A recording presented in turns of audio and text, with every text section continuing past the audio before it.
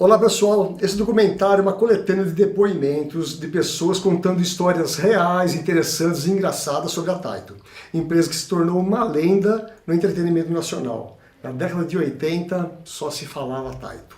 O documentário procura mostrar especialmente o lado humano da empresa, enfocando o desenvolvimento e a produção das mesas de pinball, sem preocupação com detalhes de natureza técnica e também sem pretensão de esgotar o assunto. Aliás, pelo contrário, a ideia é que ele seja um ponto de partida para os que se interessam pela história da Taito e quiserem dar sequência a esse projeto de resgate histórico. A ideia desse documentário surgiu de uma forma bastante inusitada. Eu sempre fui um grande fã de pinball, mas com o advento dos jogos eletrônicos e o passar do tempo, as mesas ficaram cada vez mais difíceis de serem encontradas por aí.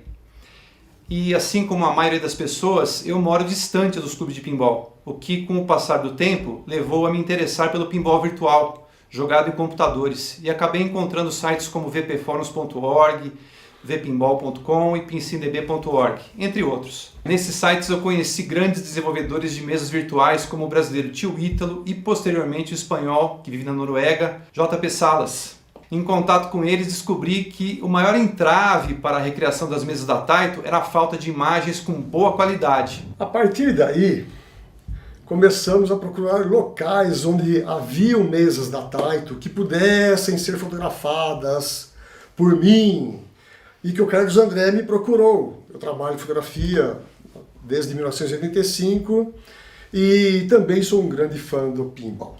O primeiro local que eu consegui fazer contato foi o Pinball Clube de São Paulo e nós fomos muito bem recebidos pelo Marcelo Maranho. Várias mesas foram fotografadas ali, onde fiquei sabendo da existência do Museu do Pinball em Itu, que pertence ao Luiz Kulik. Aí nós fomos atrás do maluco Kulik. Senta que lá vem a história. Daí eu fiz contato com ele, que gentilmente nos autorizou a visitar o museu e fotografar tudo o que fosse necessário. No dia que nós estivemos lá, ele estava em viagem e nós fomos recebidos pelo Wagner Arato Bastos, que é membro do Pinball Clube de Boituva e também cuida da manutenção das mesas do museu. Nessa nossa primeira visita, que foi o Wagner que nos atendeu, foi uma oportunidade para gerar muita imagem legal das fotografias, mas também geraram muitas situações engraçadas. Uma delas foi do Carlos André, num sótão, procurando Black Glass, num calor, parecia a boca do inferno, ele suava mais que tampa de chaleira.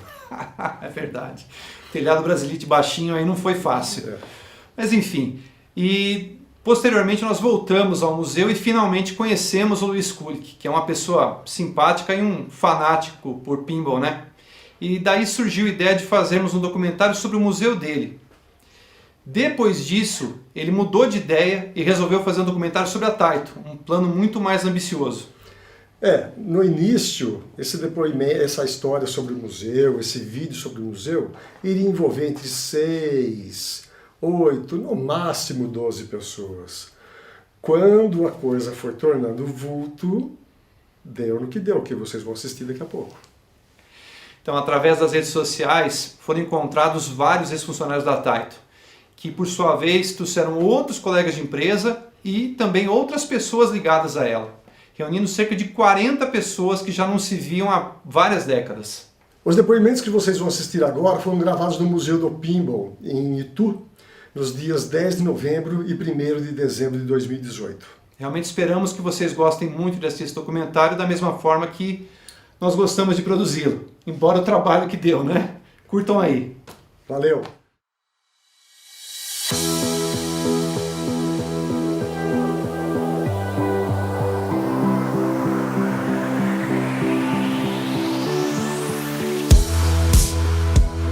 Meu nome é Luiz Francisco Kulik, tenho 54 anos, sou um colecionador de máquinas antigas, né? Hoje montei um museu, uma coisa que gostaria sempre de ter, que não pude como criança, né? Claro. E hoje tenho uma bela coleção da Taito e as máquinas mais antigas que eu acho que estão no país. Na minha infância, assim, eu participava dos fliperamas, na verdade, né? Porque não era um pinball, a gente conhecia como fliperama. Então, qual que era o sonho de qualquer um? Eu comecei a jogar em 1977. Então, ia para as máquinas, tinha muita máquina eletromecânica, as Taitos ainda eram poucas, muito poucas eletrônicas, né?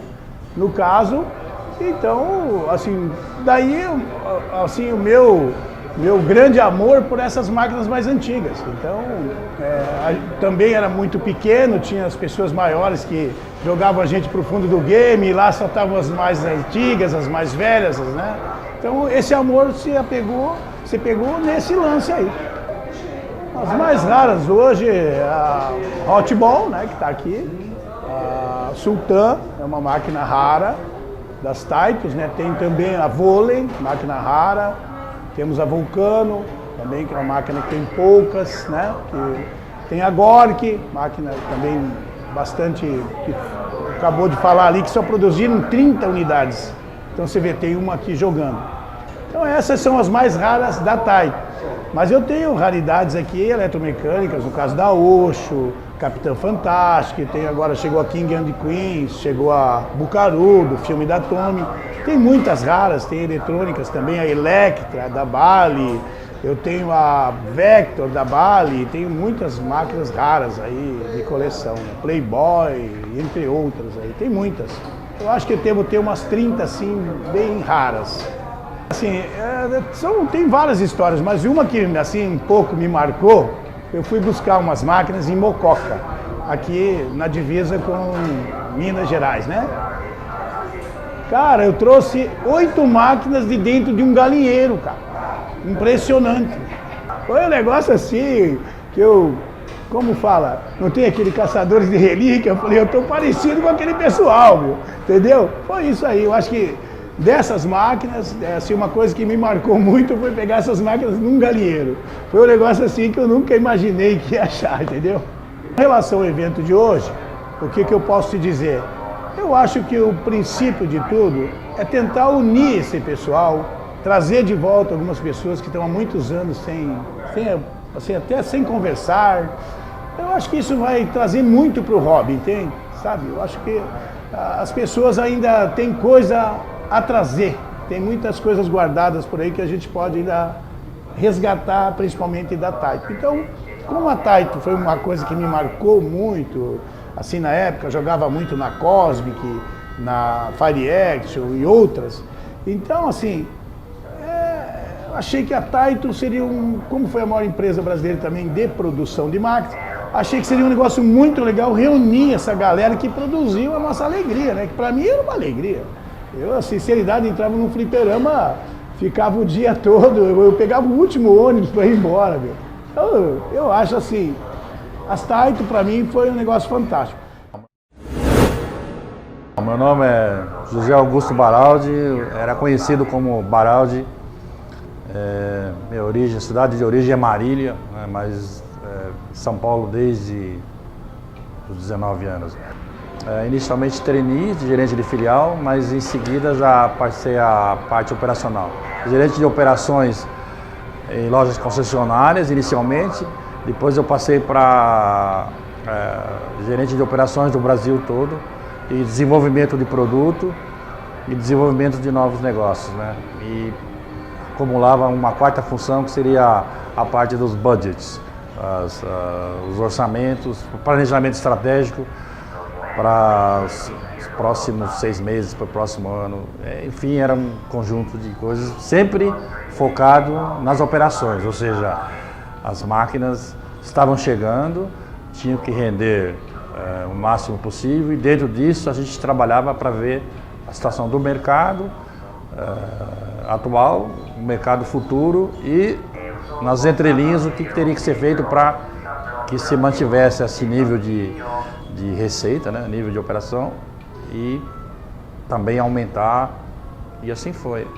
E foi feito um trabalho de treinamento nosso, nós saímos na rua, né, eu e mais 11 trainees, saímos na rua como se fôssemos os clientes mesmo, comprávamos ficha e ficávamos olhando todas as variáveis que tinham na loja. Então, a expressão nos olhos de um garoto a expressão dos olhos de uma pessoa mais antiga, mas a gente percebia um brilho e uma coisa totalmente diferente em relação a aos paralelos de jogos que tinham, que seriam bilhar, por exemplo.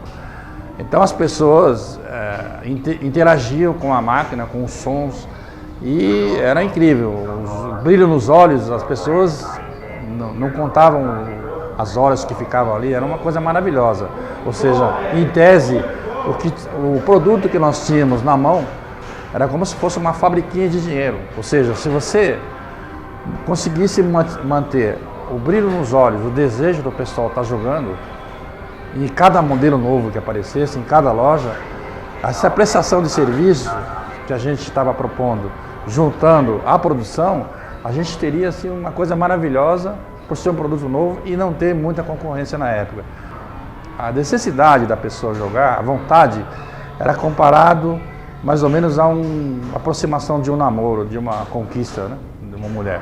Se a máquina fosse muito fácil, a pessoa desistiria facilmente e não renderia para taito. Se a máquina fosse muito difícil, a pessoa desistiria muito rápido também. E com isso, você teria o mesmo investimento por uma máquina que poderia ser um sucesso de vendas ou ser um fracasso.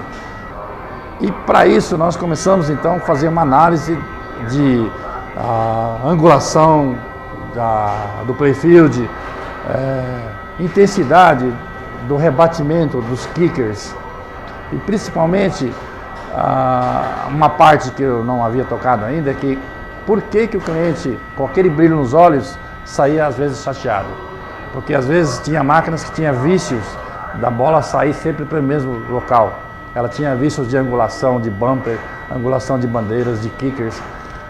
Era tão excitante, tão necessário fazer esse tipo de ação. Por quê? Porque a função nossa era extrair o máximo de cada máquina. Você extrair o máximo de cada máquina, você teria o cliente satisfeito, a firma com a remuneração garantida e o ramo, principalmente, que tinha, na época tinha várias restrições, né? O ramo iria seguir em frente. Geralmente, na época das microprocessadoras, que foi quando eu trabalhei, as inovações contavam muito para o pico inicial de faturamento, né? Então, tipo multiball da Choque, aquelas lâmpadas que, né, relâmpagos e tal, esse visual misturado com a tecnologia nova de uma máquina, ela tinha um início geralmente esplendoroso, mas o pico de faturamento era só inicial. A manutenção disso dependia daquilo que eu estava comentando, da jogabilidade dela, né? A Vortex, talvez pela primeira máquina que a Taito lançou, que tinha alguma coisa que mexia com o ego das pessoas, aquela mulher, né, lembrava um pouco os heróis e tal. Aquilo lá, aquele insert dela, aquele visual, fez com que fosse uma das mais jogadas. A Choque também foi, por causa da tecnologia. Em São Paulo nós tínhamos, por exemplo, restrição do juizado de menores.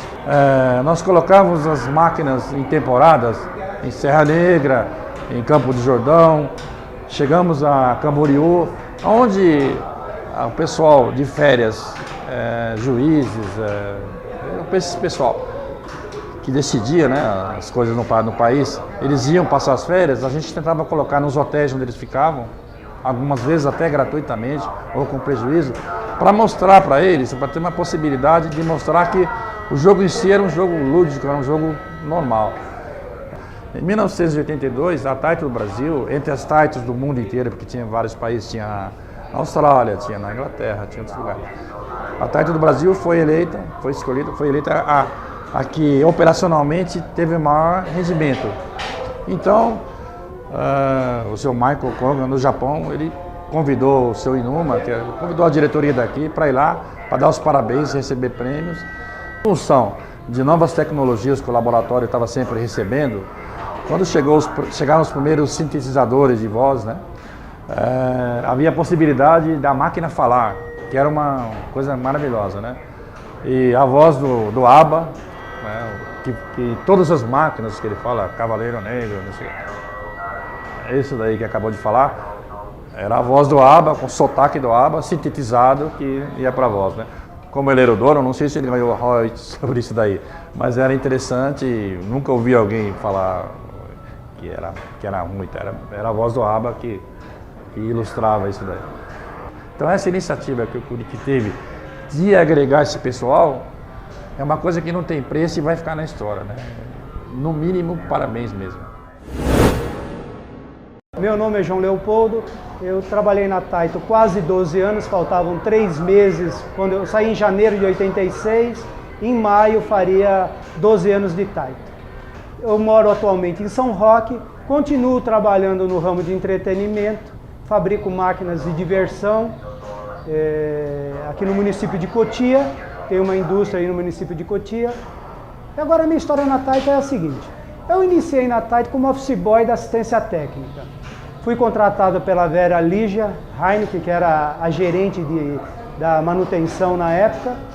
E minha função inicial na Taito era o seguinte, os técnicos pela manhã deixavam uma relação de peças que eles precisavam para fazer manutenção nas máquinas que apresentaram problemas e eu providenciava essas peças para que eles no outro dia de manhã pegassem as peças. Com a mudança da Taito para a rua José Rafael, em 1977, eu fui tomar conta do almoxerifado da manutenção inicialmente. Fui promovido de office boy para almoxarife. Daí, com o passar do tempo, a Taito começou a tentou fabricar a máquina checkmate eletromecânica, que foi um dessucesso. Nenhuma funcionou e as máquinas tiveram que ser totalmente destruídas. E precisava de alguém que reconhecesse essas peças, que parece que foi feito um acordo com o Japão para que enviassem dinheiro para o Brasil e essas peças seriam exportadas para o Japão para poder entrar dinheiro na Taito aqui. Eu peguei e fui reconhecer todas essas peças, fiz a relação, encaixotamos tudo e mandamos essas peças todas para fora do país para entrar dinheiro. E depois disso, eu fui trabalhar na área de planejamento da Taito. Iniciei nessa nova fase na Taito como auxiliar de planejamento, depois fui promovido para programador de produção, depois programador de materiais e finalmente, quando saí da Taito, eu era o supervisor da área. Tá. Curiosidades do negócio que eu fazia na Taito. Por exemplo, a Taito ela tinha um grande volume de contrabando. Tá? Porque eram proibidas as importações por causa da SEI, que era a Secretaria Especial de Informática, que proibia que nós trouxéssemos vários itens que eles consideravam que existia fabricação no Brasil. Porque, abrindo um parênteses aí, tudo que existisse um similar no Brasil, você deveria comprar de uma empresa nacional. Mas muitas coisas que eram consideradas similares pela SEI, na verdade não serviam para o nosso produto. Então, todos esses contrabandos que chegavam, eles chegavam de madrugada, ficava eu e Rudinei, que era uma pessoa de confiança também, nós recebíamos essa mercadoria que chegava em caminhão, eu pegava essa mercadoria, separava tudo, colocava numa picape da Taito e levava para guardar na minha casa. E eu ia trazendo isso aos poucos à medida que a produção ia necessitando. Era muito gostoso de trabalhar lá, mas era estressante, principalmente para a gente nessa área de recoordenar a produção. Né? Esse é o meu depoimento e estou muito feliz de estar aqui com os meus velhos amigos e com os novos amigos que estou fazendo aqui hoje. Ô Kulik, você está de parabéns, cara. Você é um herói, realmente um aficionado pelo pinball no Brasil, tá? Você merece tudo de bom para você, cara. Parabéns. Meu nome é Paulo Freitas, eu tinha um apelido na Taito que era Paulinho, né, até porque entrei na Taito muito novo, né, entrei na Taito com 16 anos e trabalhei na Taito por 10 anos. Interessante, no início da Taito, quando eu entrei na Taito, logicamente eu fiquei fascinado já desde a minha entrevista de seleção de pessoal, porque 16 anos eu fui trabalhar numa empresa que fazia os fliperamas, ou seja, era algo assim sensacional. Na época eu tinha 2 opções de emprego, na época era fácil encontrar emprego, eu tinha 2 opções. A hora que eu vi a Taito, eu falei, não, é esse, não importa o salário, é esse. Na Taito principalmente, logicamente, desde que eu entrei na Taito, por conta de poder, inclusive durante, né, o intervalo, durante o almoço, a gente poder jogar, então tipo, eu almoçava em 2 minutos, em 5 minutos, nem isso, né? Para quê? Para poder ficar o tempo todo jogando. E também, durante a produção de diversas máquinas, era comum alguém dizer, olha, a gente precisa testar as máquinas, então pode ficar jogando. Nossa, isso era qualquer coisa assim de maravilhoso. Você estava trabalhando e você parava de trabalhar para jogar nas máquinas. Então foi assim, uma época onde a gente tinha orgulho de dizer que trabalhava na Taito, que comprava as peças do Cavaleiro Negro e que podia jogar no Cavaleiro Negro, né? Eu não conhecia o Kulik, fiquei sabendo desse evento, achei uma ideia maravilhosa. Eu acho que o Kulik está de parabéns por conta do que ele conseguiu reunir, não só das pessoas, mas das máquinas. A hora que eu entrei aqui e vi essas máquinas, sabe que os olhos brilham de conseguir relembrar, escutar os barulhos, né? Escutar esses barulhos das máquinas, lembrar de cada máquina. Poxa, olha, Cavaleiro Negro, Fire Action, né? Oba-Oba, né? Muito interessante lembrar que eu estive lá no Sargentelli para poder, junto com a turma de compras, tirar foto lá das máquinas Oba-Oba, né? Assistir o show, né? Junto com o Pessegueiro, junto com o Valdemar, que estava lá de compras também, né? Ou seja, e agora você vê e relembrar disso, olhar a máquina Oba-Oba e falar, nossa, eu participei de alguma forma disso, né? Não só no departamento de compra, mas até mesmo para ver lá as mulatas, ver as pessoas lá que participaram, que tiraram foto.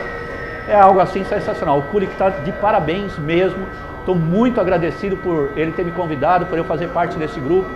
E espero que a gente possa repetir isso outras vezes.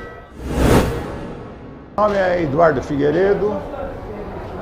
Eu trabalhei na Taito de 1975 a 1984. Eu moro em Barueri, Alphaville. Exerci muitos cargos lá, inicialmente na gerente de produção, depois gerente de planejamento, materiais, compras. A minha área era mais produção, né? Quem desenvolvia essas máquinas aí era o pessoal da engenharia mecânica. A eletrônica foi desenvolvida pelo nosso departamento, mas quem fazia a parte das máquinas era o pessoal da engenharia mecânica. Eu viajei muito pela Taito, para Taito Japão, Taito América, fui conhecer as fábricas de pinball, Bally, Gottlieb, Stern. Visitei várias fábricas dessas para trazer o conhecimento para a Taito Brasil, né? Japão, em contato com o Michael Kogan durante 40 dias. Me mandaram para lá para descobrir por que a Taito do Brasil tinha 500 funcionários na fábrica, era extremamente verticalizada e só fabricava 1000 e poucas máquinas por mês. Quando mesmo o pessoal no Japão fabricava 10.000 máquinas por mês. Então eu fui lá para descobrir isso e fui visitar todos os fornecedores. Aí que eu descobri em 84 o que era a terceirização, que era uma coisa que não se conhecia bem no Brasil ainda. A Taito fazia tudo internamente, desde galvanoplastia, silk screen, marcenaria, pintura, estamparia, usinagem, ferramentaria, montagem. A Taito fazia tudo sozinha, né? Pinball, que mais me chama a atenção foi o Checkmaster, né? Que era um projeto espanhol, de uma empresa espanhola, que nós tentamos desenvolver no Brasil. Foi uma coisa bem complicada de desenvolver. O ferramental era toda eletromecânica, né? É o que me chama a atenção. Outra coisa que me chama a atenção, a Taito, as indústrias de diversões eletrônicas, junto com as companhias de aviação, aeroespacial, foram quem empurraram o desenvolvimento da indústria eletrônica, né? Muito antes de ter computador, a Taito já fabricava máquinas eletrônicas, já estava sendo usado em aviões. Então o microprocessador foi empurrado pela indústria de diversão eletrônica, não tinha isso antes. Acho que o Luiz teve uma ideia maravilhosa, não perdeu a chance, porque eu já me acho que eu já sou um dos últimos que ainda tem essa memória viva. Se eu não tivesse comparecido, não ia ser possível fazer esse registro comigo e com outras pessoas que participaram. Então acho que ele está de parabéns. Acho fantástico. Eu nem sabia que existia isso, nem sabia. Tomei contato agora, fiquei acompanhando todo o comentário de vocês na internet, entusiasmado, foi me relembrando de passagens, né? Como o Leopoldo falou, quase todos nós casamos com alguma mulher dentro da Taito, não dava tempo de procurar a moça fora da companhia. A gente era obrigado a namorar as meninas da Taito mesmo, né? E eu estou casado, já vai para 42 anos, com uma menina lá da Taito. Bom, meu nome é Valdemar Tutunic. Entrei em outubro de 1974 e saí em novembro de 1986. Eu era supervisor de compras e eu iniciei na Rua São Domingos 228, ficando lá por 20 dias. Posteriormente eu vim para a Rua Guaipá, onde que a Taito fazia as máquinas artesanal praticamente. Aí iniciou a ideia de ter uma fabricação mais ampliada, mais industrial. O que deu mais trabalho foi o desenvolvimento na área de injeção de plástico, porque foram muito difíceis encontrar empresas relacionadas ao nosso tipo de negócios, que é diversões eletrônicas, certo? Quando nós conseguimos a Moldaço lá em Guarulhos, foi uma empresa que se interessou em nos ajudar, oferecendo know-how, e aí a gente conseguiu fazer vários equipamentos, porque na parte eletrônica praticamente nós já tínhamos resolvido todos os problemas. Em termos de fliperama, a máquina que foi mais vendida foi o Cavaleiro Negro e o Oba-Oba, que inclusive quando o Oba-Oba, eu e Francisco Zupa, a convite do Sargentelli, nós estivemos lá no local fotografando as moças e tal, e reproduzimos pelo menos o máximo que podia. E o Cavaleiro Negro foi todas as máquinas lançávamos os protótipos, fazíamos uma média de 5 e deixávamos 15 em cada lugar. Teve algumas máquinas que não surtiram o efeito desejado, certo? Mas a maioria das máquinas que a gente pleiteava, porque o objetivo da máquina não é só a bolinha, é o visual, a arte. A arte chama muita atenção, o prazer da pessoa estar dentro da arte. Olha, para mim, pelo tempo que eu saí, você vê, saí em 86, né? Eu sempre, eu tenho algumas coisas da Taito em casa, documentos e tal. Para mim foi um negócio que me levou a esse tempo passado das pessoas que lá conviveram, que muitas já se foram e tal. Meu Deus, para mim é uma recordação, que nesse Oba-Oba eu tive presente na criação dele, como Cavaleiro Negro, Choque, todas essas máquinas participei ativamente na compra dos materiais, na efetivação dos negócios. Eu acho que isso foi uma boa ideia. É uma pena que deveria ter muito mais pessoas ligadas à empresa aqui, para poder, principalmente o ABA e as pessoas que estavam diretamente ligadas. Eu só tenho que agradecer. Galera, eu sou o Yuri, do Clube do Rio e Clube de São Paulo atualmente. Tô com o Vagnão, do Clube de Boituva, o cara manda lá naquele clube.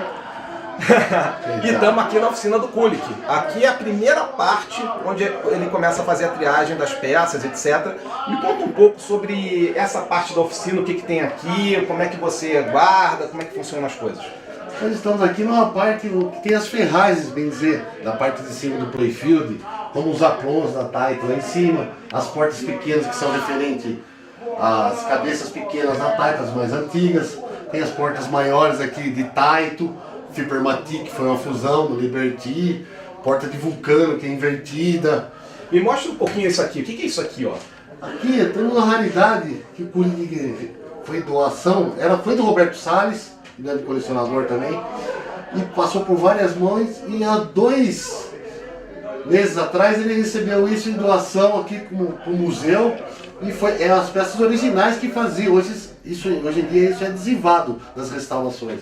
E isso é original da fábrica que era. Ou seja, a gente tem a tela original que o pessoal colocava no caixote da máquina, né? Aqui é a parte da frente onde fica o ficheiro, da né? porta do ficheiro, deve ter mais de 5.000 máquinas feitas em cima uma serigrafia aqui dessa. A lateral. Aqui as laterais da cabeça.